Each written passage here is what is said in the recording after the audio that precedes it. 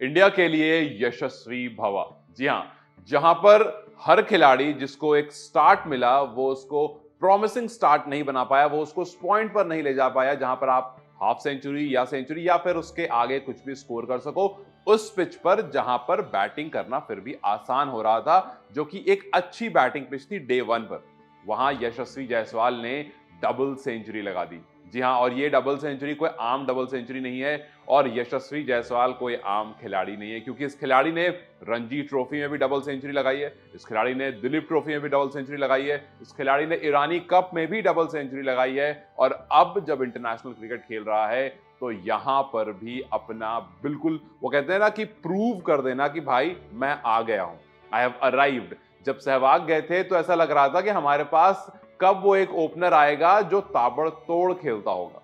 हालांकि ये ताबड़तोड़ खेलता है, लेकिन इसमें बहुत ज्यादा सहनशीलता भी दिखती है। इसके टी शर्ट का नंबर है 64, 6 and 4, और ये उसी में डील करता है, क्योंकि इसने जब अपनी 50 बनाई तो चौका लगाया, जब इसने अपना 100 कंप्लीट करा तो वो एक 6 से कंप्लीट करा, जब इसने 150 कंप्लीट करा तो एक चौके से करा, और जब इसने अपना डबल सेंचुरी कंप्लीट करा तो वो भी एक चौके से करा। और ये बताता है, ये दिखाता है एक खिलाड़ी कितना ज्यादा कॉन्फिडेंट है, क्योंकि अक्सर हमने देखा है कि बहुत सारे खिलाड़ी जैसे ही वो 90s में आते हैं या जैसे ही वो एक बड़े माइलस्टोन की तरफ बढ़ते हैं वो स्लो डाउन हो जाते हैं। यूजुअली हमने एक टाइम पर देखा था सचिन द ग्रेट तेंदुलकर को कि वो नर्वस 90s में बहुत ज्यादा डील कर रहे थे, वो 90s और 100 के बीच में बहुत बार आउट हुए थे।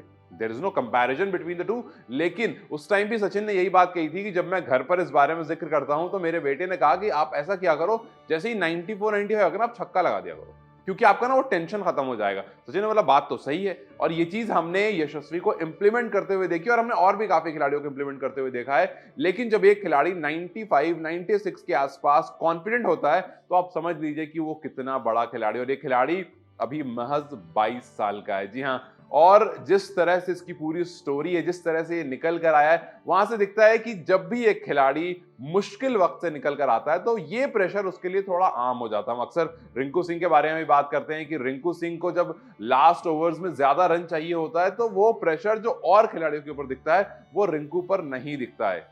May be the reason is कि रिंकू लाइफ में इतना लड़कर आगे बढ़े हैं कि प्रेशर नहीं है। कुछ यशस्वी की कहानी भी ऐसी हम सब ने सुनी है कि किस तरह से वो गरीबी को बीट करे, किस तरह से वो एक एक मैच खेलते ताकि उनके पास 200-300 रुपए आ जाएं, और वो उस 200-300 रुपए से अगला जो भी टाइम का खाना है वो कंप्लीट कर सकें। किस तरह से वो टेंट में रह करके बड़े हुए, किस तरह से उनके पापा जो गोलगप्पे बेचा करते थे वहां से कुछ इनकम आती थी, किस तरह से पूरी उनकी जर्नी रही है। जर्नी हम सबको पता है, लेकिन इस जर्नी के बाद आज जो उनका सेलिब्रेशन आता है, आज जो उनके ऊपर सक्सेस दिखता है, वो सक्सेस ऐसा लगता है ये बंदा बिल्कुल डिजर्व करता है।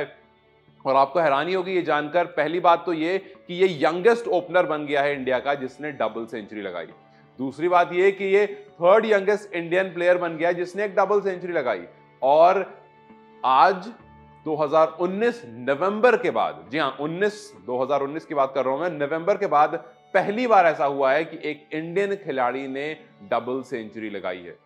जब 2016 था उस टाइम पर 4 डबल सेंचुरी लगी थी इंडिया से टेस्ट में। जब 2017 चल रहा था उस साल भी 4 डबल सेंचुरी लगी। फिर 2018 में कोई नहीं आया, फिर उसके बाद 2019 में एक बार फिर से इंडियन प्लेयर्स काफी हावी हुए और 4 डबल सेंचुरी लगाई। लेकिन नवंबर 2019 के बाद एक भी डबल सेंचुरी नहीं आई। 2020 में एक भी नहीं आई, 2021 में नहीं आई, 2022 में नहीं आई, 2023 में नहीं आई, 2024 में जाकर के यशस्वी ने ये डबल सेंचुरी का ड्राउट खत्म करा, और टेस्ट में 4 साल के बाद एक डबल सेंचुरी आती है, और वो आती है यशस्वी जायसवाल की तरफ से। तो उस गेम में जहां पर और कोई भी खिलाड़ी उस मैच में अपनी स्टार्ट को उस पॉइंट पर नहीं ले जा पाया जहां पर आप हाफ सेंचुरी या कुछ भी उसको काउंट करो, सबकी छोटी छोटी कंट्रीब्यूशन आई, कुछ 20 रन, कोई 30 रन, कोई कुछ। वहीं पर जायसवाल खड़ा रहा और जायसवाल ने कहा कि मैं हूं और यशस्वी भवा, मैं इनफ हूं आपके लिए, और बी विक्टोरियस। यशस्वी भवा का जो मतलब होता है, और वो दिख रहा है हमें कि यशस्वी जायसवाल किस तरह से सिंगल हैंडेडली एक साइड से अपनी टीम को लेकर चलते रहे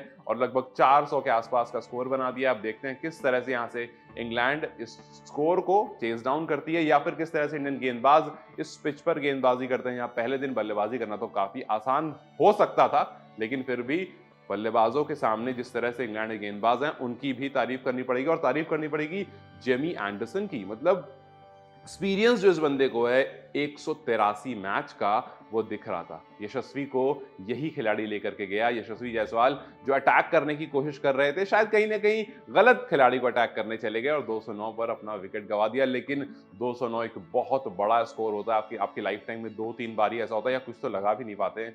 तो यशस्वी को हम सब की तरफ से बहुत बहुत कॉन्ग्रेचुलेशन।